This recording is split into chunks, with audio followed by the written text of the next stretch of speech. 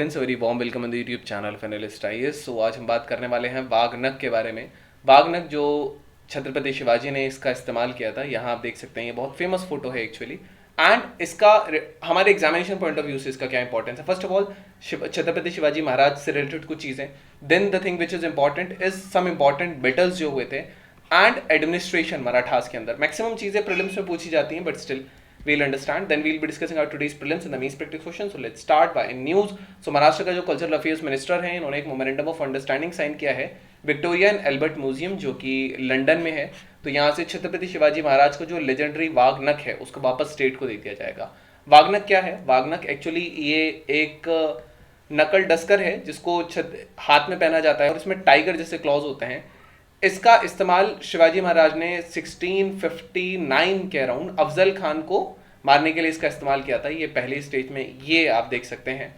Now ये इनके हाथ से चाकू छूट गया था। सो ये सीन आपने काफ़ी फेमसली देखा होगा। तो ये वाघनख है जो यहाँ इस्तेमाल हुआ था। तो ये स्टेट की जो कल्चरल लेगेसी है उसके लिए बहुत इंपॉर्टेंट है।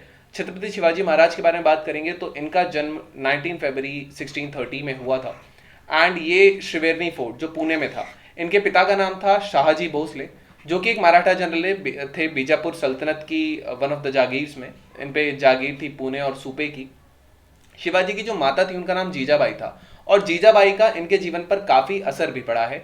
इनका जो नाम था वो गॉडेस शिवाई से नाम लिया गया था और इन्होंने मराठा एम्पायर क्रिएट किया। और जो आदिल शाही सल्तनत थी बीजापुर को, उसको क्रम्बल करने के बाद फॉर्मली इनको छत्रपति या मोनार्क क्राउन किया गया और इनका डोमिनियन एस्टैब्लिश हुआ रायगढ़ में सबसे पहले 1674 में। रिलीजियस टॉलरेंस थी, फंक्शनल इंटीग्रेशन था, इसमें ब्राह्मण मराठा प्रभु ये एक साथ में रहते थे, प्लस ये किंगडम की सिक्योरिटी इससे इंश्योर रहती थी। एंड ये जो सपोर्ट था, एक डिसिप्लिन मिलिट्री थी, वेल स्ट्रक्चर एडमिनिस्ट्रेटिव ऑर्गेनाइजेशंस थे। मोरोवर ये गोरिल्ला वेलफेयर करते थे। इनकी स्पीड ही इनकी पहचान होती थी, जो सरप्राइज अटैक्स होते थे वही पहचान होती थी। सो इनके पास एक मिनिस्ट्रल काउंसिल था जिसको अष्ट प्रधान कहते हैं। एक कोई लार्ज स्टैंडिंग ऐसा चाह भी नहीं थी जैसे मुगल्स वगैरह के पास थी। तो जो अष्ट प्रधान थे वो उनको स्टेट प्रॉब्लम्स पे एडवाइस करते थे, लेकिन बाउंड नहीं थे। ये अपने मन से भी चल सकते थे और इनके पास अथॉरिटी थी कि ये अपॉइंट या उनको फायर भी कर सकते हैं इन अष्ट प्रधानों को। नॉन कन्वेंशनल मेथड जैसे गुरिल्ला वॉरफेयर वगैरह हो गया, उनकी टेरेन का ये फायदा लेते थे, स्पीड, सरप्राइज अटैक्स होते थे। सो इंपॉर्टेंट बैटल्स की बात करेंगे तो बैटल ऑफ प्रतापगढ़ आता है 1659 में। ये प्रतापगढ़ पे हुआ था, सतारा महाराष्ट्र के पास। एंड इसमें मराठा किंग छत्रपति शिवाजी की फोर्सेस थी एंड आदिल शाही जनरल जो अफजल खान था उसकी फोर्स थी, जिसमें उसको मार दिया गया था और यही वाघनख का इस्तेमाल हुआ था इस बैटल में। So remember the name of the battle.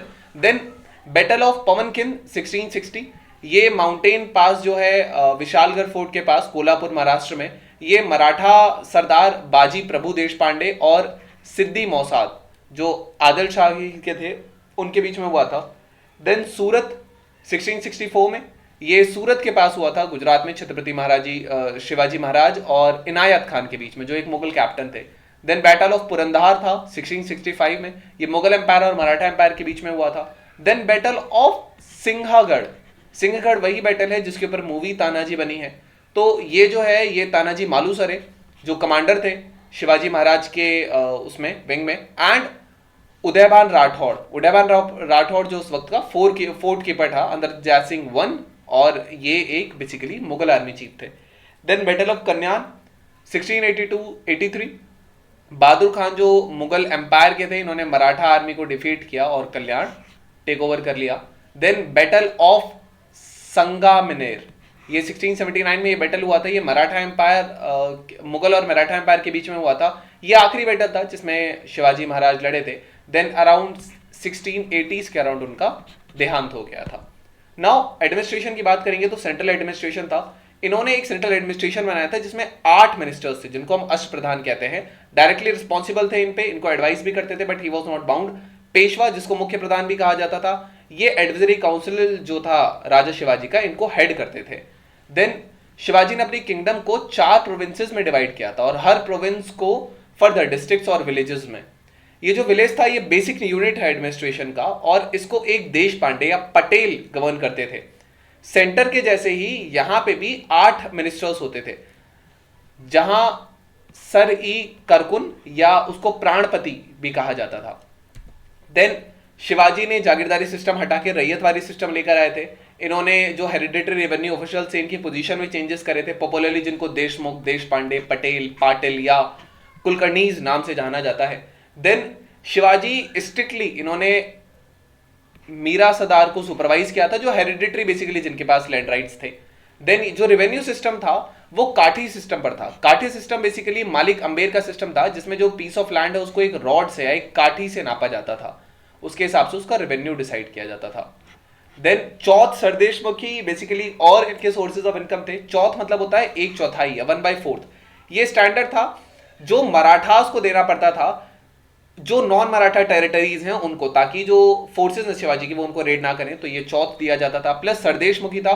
Sardeshmukhi additional 10% का टैक्स था, जो कि किंगडम के एरियाज के बाहर से लिया जाता था। शिवाजी ने एक एफिशिएंट आर्मी और ये जो सोल्जर्स थे इनको कैश में बेसिकली पे करते थे।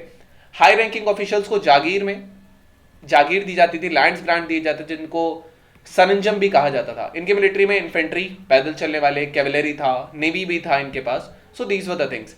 की रोल इंक्लूड में आपका सर ई नौबत, जिसको सेनापति कहा जाता है। देन किलादार जो है ये फोर्ट पे देखते थे। सेनापति या सर ई नौबत was the in-charge of the army. नायक ये इन्फेंट्री यूनिट्स लीड करते थे। हवलदार बेसिकली हवलदार के नीचे 5 नायक होते थे। एंड जुमलादार जो थे ये इन 5 नायक के ऊपर देखते थे। So prelims practice question with reference to the वाग्नक, which of the following statements are correct?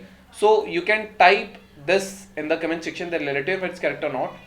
So now we have our mains practice question. So it is briefly describe the administration during the rule of Marathas. Can any rule be also applied in the current context? So this was all about today's video session. I hope you understood it well. Thank you. Have a nice day and stay tuned with Nilist IAS for your better preparation.